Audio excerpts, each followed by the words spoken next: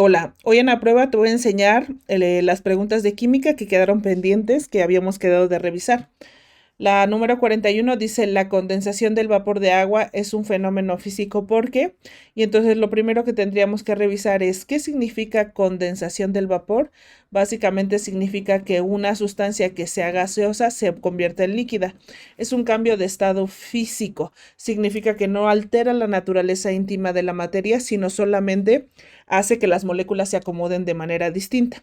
Por ejemplo, si tú tienes agua congelada y la derrites, esa agua mágicamente no se convierte en un refresco o no se convierte mágicamente en un perro o en otra cosa, sino básicamente solo cambia de estado, solo se modifica la cercanía que tienen las partículas o las moléculas que están ahí. Entonces, vamos a decir que es un fenómeno físico por eso, porque justamente no se modifica la sustancia en sí, sino la manera en la que la sustancia está pegada a otra de ellas, ¿no? Entonces decimos, ¿solo se modifica la temperatura? Sí, sí se modificó la temperatura, pero a veces modificar tantito no es suficiente para que ocurra el cambio. ¿Cambia la estructura del agua? No. ¿Cambia el estado físico? Sí. ¿Se altera la naturaleza íntima de la materia? No. Entonces, básicamente la respuesta sería la C. Vamos entonces a la pregunta número 42 y dice, selecciona las propiedades que permiten identificar sustancias. Entonces yo digo, propiedades que identifican sustancias. Para mí estas propiedades se conocen como propiedades intensivas. Recordemos que las propiedades intensivas no dependen de la masa. Por lo tanto, si alguna de las respuestas trae masa o trae peso o trae volumen que están asociadas a la masa, en automático vamos a descartar la respuesta. Decimos volumen, bye. Dice volumen otra vez, bye. Peso y masa, bye. Y entonces las únicas que nos quedan son las que no tienen masa, peso y volumen. Las sustancias a las que sí le importe la masa, peso y volumen, pero las propiedades a las que sí le importe se llaman extensivas. Y entonces ahora tendrías que eliminar las que no tengan esas respuestas. Como la pregunta en este caso fue cuáles son las intensivas, es decir, quienes no dependen de la masa, quienes no dependen del peso, quienes no dependen o están asociados al volumen, entonces nos quedarían temperatura de ebullición, que es a la temperatura a la que una sustancia se evapora, solubilidad, que quiere decir que tanto se abraza una sustancia con otras sustancias de tal manera que ni siquiera podamos verla, y la densidad, qué tan abarrotado está un espacio. La pregunta número 43 dice, para separar limadura de hierro mezclada con agua, ¿qué método se emplea? Imagínate entonces que tú tienes la limadura de hierro, o sea, el metal en agua. Este metal va a estar normalmente hacia la parte de abajo y el agua va a estar aquí. Entonces, en automático vamos a decir que esta mezcla es una mezcla heterogénea, es decir, que se notan los componentes o que se notan las fases. Entonces, no conviene nada más evaporarla y ya, porque entonces probablemente nada más nos vamos a quedar con una de las sustancias, ¿no? Y a lo mejor a mí me interesa quedarme con las dos. La cristalización es un método en donde una de las sustancias se cristaliza o forma cristales o forma figuras geométricas, no es el caso. Por lo tanto, vamos a eliminarla. La sublimación es un cambio de estado de agregación en donde básicamente un sólido se convierte en gas automáticamente. No, para lograr que el hierro se convierta en gas se necesita muchísima temperatura, no lo vamos a lograr. La fusión significa que un sólido se convierte en líquido. Necesitamos mucha temperatura para lograr que el hierro se derrita y aún así no se va a desprender del agua. Por lo tanto, lo que nos queda es la decantación. Significaría que tú lo que haces es ladear poco a poquito el frasco, de tal manera que vas tirando poco a poco el agua y dejando abajo el hierro. Otro método podría ser la filtración, utilizas una coladera, y la otra podría ser la imantación, es decir, jalas el hierro con un imán. Serían las características. Luego dice, pregunta número 44. Las partículas subatómicas que dan el número atómico, entonces, ¿cuáles son? El número atómico, recuerden ustedes, está dado por los protones, por lo tanto, la respuesta sería la. Positrones, ni siquiera hemos hablado de ellos. Los neutrones básicamente están dentro del núcleo y estabilizan la carga, y los iones son átomos con carga, por lo tanto, no son la respuesta. La pregunta número 45 dice, el número atómico del carbono es 6 y el número de masa es 12. Recuerda que el número grande siempre lo ponemos acá.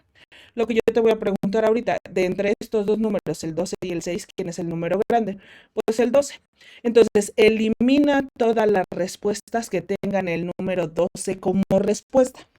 porque la masa nunca, nunca, nunca aparece en protones, neutrones y electrones. Entonces, esta tiene el número 12, no. Esta tiene el número 12, sí, bye. Esta tiene el número 12, sí, bye. Esta tiene el número 12, sí, bye. Entonces la elimino y me queda solo esta respuesta. Si lo quieres contestar de la manera tradicional, protones, neutrones y electrones, entonces lo único que tienes que hacer es el número chico son los protones, dado que no hay carga también son los electrones, y restas y te va a dar un 6 y esos son los neutrones, y entonces te queda el 666 que es el que estamos buscando acá. Insisto, un truco rápido es eliminar todas las respuestas que tengan el número grande. Para la pregunta número 46 dice los símbolos químicos de sodio, potasio, calcio y boro son respectivamente. El sodio tiene como símbolo químico Na, entonces elimina todas las respuestas que la primera no sea Na, la bye. Siguiente, potasio. El potasio es K, elimina todas las respuestas que no tengan K, elimino la B. Siguiente es calcio, elimina entonces todas las respuestas que no tengan Ca, en este caso, y en automático tendríamos entonces la C como respuesta. Conviene que te sepas muchos elementos de la tabla periódica por si te llegan a preguntar alguno de ellos. ¿Cuál es la estructura de Lewis correcta para el carbono? Recordemos ustedes que esta estructura está asociada al número de electrones de valencia.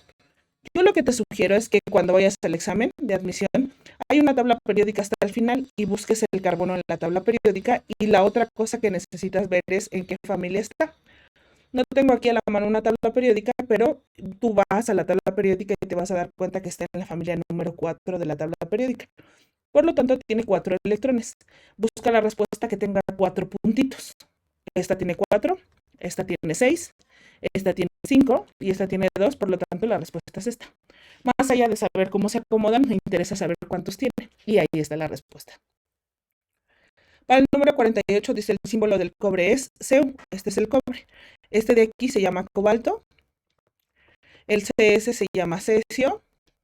Y el CR se llama cromo. Insisto, deberías de aprenderte un par de elementos de la tabla periódica para que esto sea más sencillo. La pregunta número 49 dice el enlace covalente. Covalente significa que ocurre entre no metal y no metal. Si ocurre entre estos, la característica es que comparten electrones. Buscamos la respuesta que diga comparten. Si dijera pierden, vamos a decir que el enlace es iónico. Si dijera ganan, otra vez el enlace es iónico. Y si dijera ceden, es un sinónimo de pierden, por lo tanto vuelve a ser iónico. Recuerda que en el enlace iónico los elementos ganan o pierden electrones. En el enlace covalente comparten y en el enlace metálico se forman nubes electrónicas.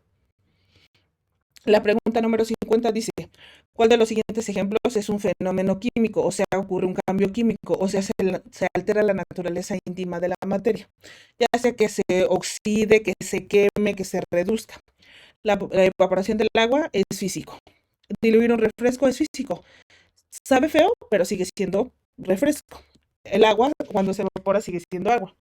La combustión del carbón implica calor, o sea, implica fuego y modifica la naturaleza íntima de la materia, por lo tanto, esta es la respuesta. Y la sublimación, otra vez, es un cambio de estado físico. Siempre que escuches combustión, respiración, oxidación, empañamiento de un metal, reducción, oxidación de una manzana, todos estos son cambios químicos. Son sustancias ácidas aquellas que tienen un valor de pH. Nosotros vamos a tener entonces lo siguiente. Vamos a tener dos tipos de sustancias. Unas sustancias, vamos a decir, que tienen la característica de ser ácidas. Ácidas significa que tienen mucho hidrógeno y básicas significa que tienen poquito hidrógeno.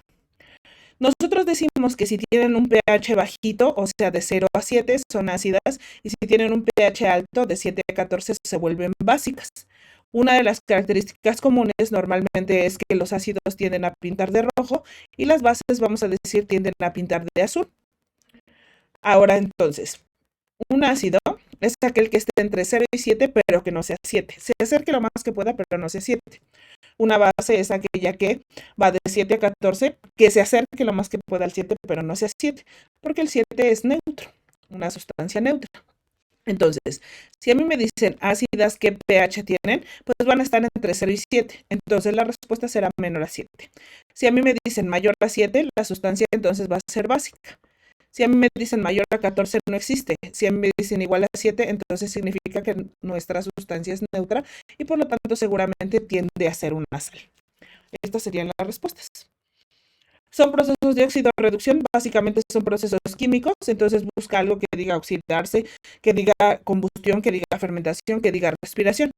Evaporación del agua no es un fenómeno físico, lo descarto. La oxidación de la manzana, la corrosión de un clavo y la combustión de una vela son fenómenos químicos. El empañamiento de la plata sí es, la oxidación de la manzana sí, pero romper un huevo no deja de ser huevo. Está roto, pero no deja de ser huevo. Entonces esta no.